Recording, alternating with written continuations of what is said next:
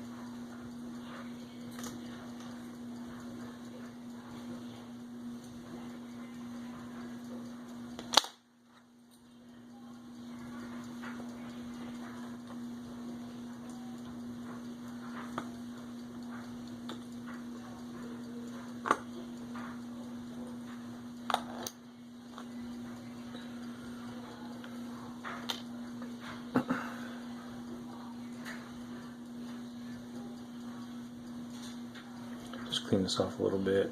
Any residual oil that might have been left on from a previous install or repair, and then a little Ritico around the edge.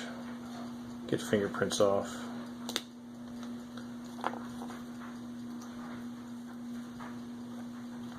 Any hair or dust. So back on there. And that's on. And then these are dial washers, hard to see.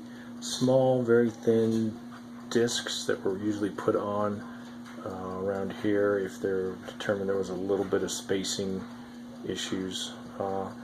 They don't do a whole lot, especially on a watch that's not that precision, but these are on here, so they're going back on. And I looked through the case here and I didn't see any. Oftentimes watchmakers will put their initials in or on the clock. There's none on this, so if and when it was ever serviced, which it appears it has been at some point, it'll be it should have markings on it. And sometimes they do it in the back of the dial, but there's just none in here, which is kind of cool to see because that gives a little more. I cleaned the back of the dial up a little bit.